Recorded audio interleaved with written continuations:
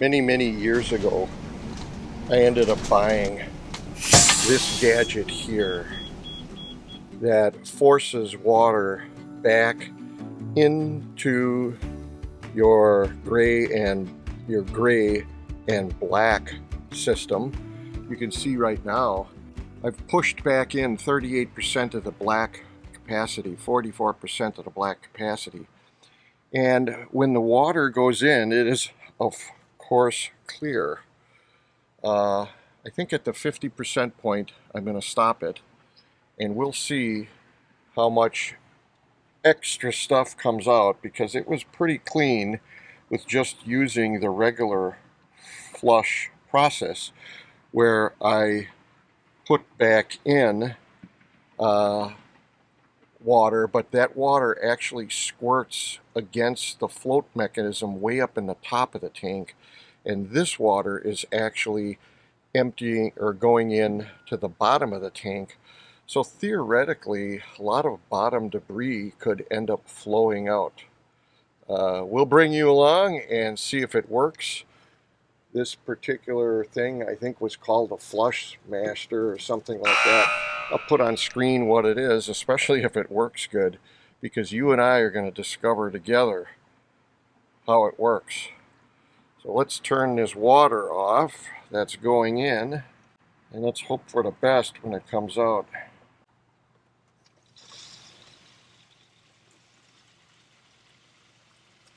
So far, pretty clean. Bunch of bubbles. Wow. That is a testament to A, how good I clean my tanks, and B, how good the flush actually works. Now, I did use the famous elixir in there, the pine sol and the bath beads, but I've only used it a couple times, so I'm not going to attribute any success to that. Just finished the segment, and you can see that it's the Flush King reverse RV flush valve. I'm actually pretty pleased the way it worked out. You could see that there was hardly any debris coming through. You'll also notice I have gloves on now. I put that to satisfy the folks that would be all over me that I didn't use gloves in the previous segment. I can tell you that over the years I've learned that if I'm very careful and very conscious about not digging in my eyes and in my face and itching my nose and everything, that it seems to be a lot better system if I just wash my hands thoroughly a couple times during the process, and certainly after the process. But then there are some things that are pretty intense that maybe it's good to use the gloves. So I use the gloves intermittently, and I wanted to honestly tell you that. And I'm here to say that if you end up being a full-timer, you will be too, unless you're Felix Unger. Now, what I want to talk about now is something that I've literally been working on for over a year, and I wanted to make sure it was sound advice and safe. I could tell you that I've had my fair share of problems with these valves. And these are the Bladex valves for your black tank and your gray. And what happens is they get gummed up, let's call it with product. Ouch. They get gummed up with product, and after a while, they're so hard to pull, you start worrying about rolling a seal over. Now, I had these replaced one time, and right after I got to the campground, after replacing the Bladex valve, sure enough, something wasn't installed right. Apologize about the traffic on 76th Street here.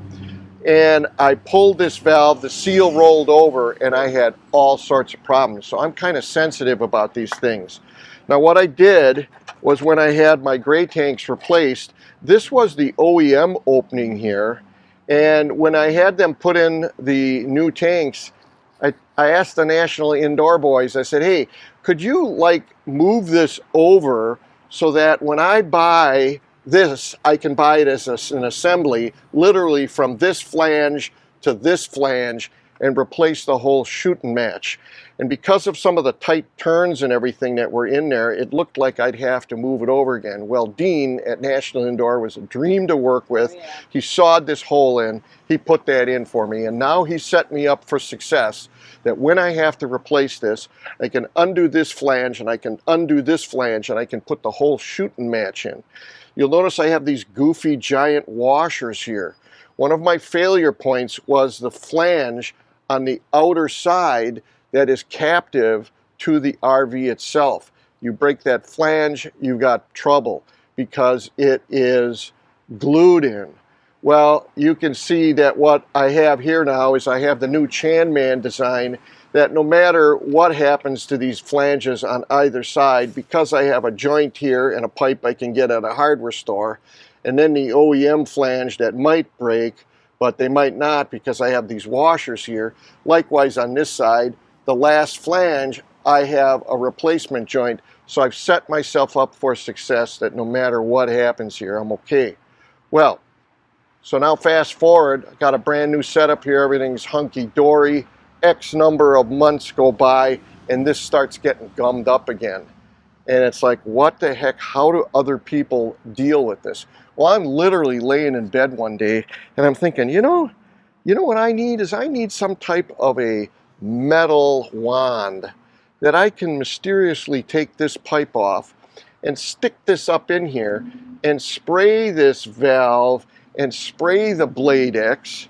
And what I'm doing is over there, this is I'm using for an example, I'm sticking this in here and I'm spraying all in this area here inside there. So why did I wait a year to bring this great idea? Because I've never seen this on IRV2, and there's a lot of smart people on IRV2. I wanted to make sure that spraying silicone on that rubber seal wouldn't swell it up and screw it up or make it leak and weep. I'm here to tell you that in my meager scientific experiment here, I have not noticed any degradation in the seal, and I'm telling you that after I spray this in here, my seals are happy. If they could talk to me, they'd be going, "Oh, Mark, I really love my life again. There's no friction in my life at all." Okay, so I really like this. Now, here's the corker. They don't make the silicone in the WD-40 with this stock. Well, I went on IRV2 because that's where all the smart people are. And wouldn't you know it, that any WD-40 product is interchangeable tops. So what I did was I bought, I don't know if it was contact cleaner or if I bought regular WD-40, and I bought it with the steel stock. I bought the silicone that does not come with a steel stock, swapped it in, and I'm good to go. Okay, this is empty. And I do love these Dominator hoses where you can kind of, all right, got my gloves on. All right, I'm gonna take this off. Nothing came out, that's good. I'm gonna retract this.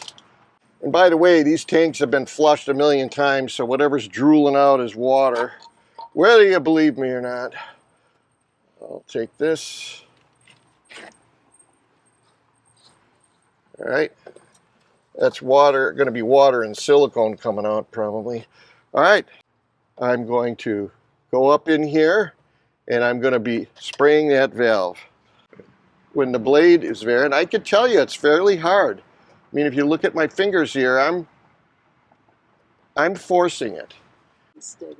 All right, I'm sacrificing my flashlight for the channel. Oh and God. See the radius I have on here, and I'm going to spray it in there.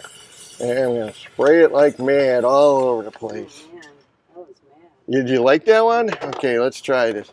Okay. I'm sorry, I gotta have my head in here so I can see what I'm spraying. Alright, so that was a good one.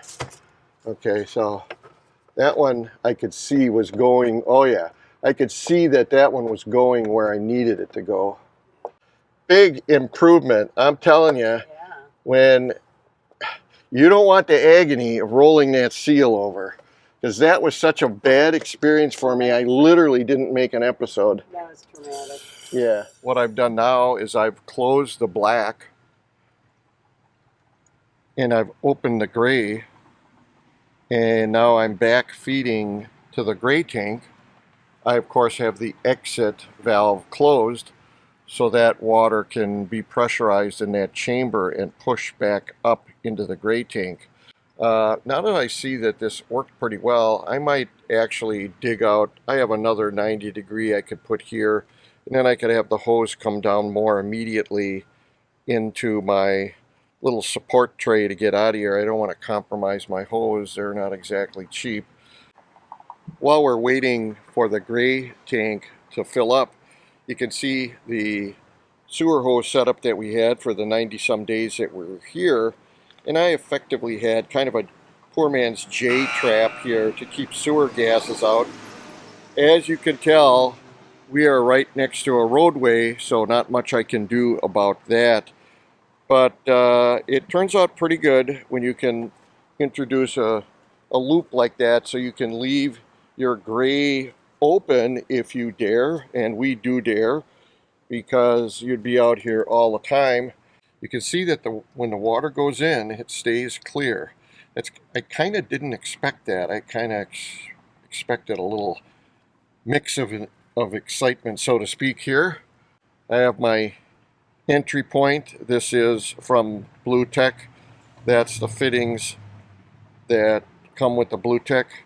My 0G hose, and then this was a backflow preventer that came with the Drain Master. I'm assuming that's what it's called.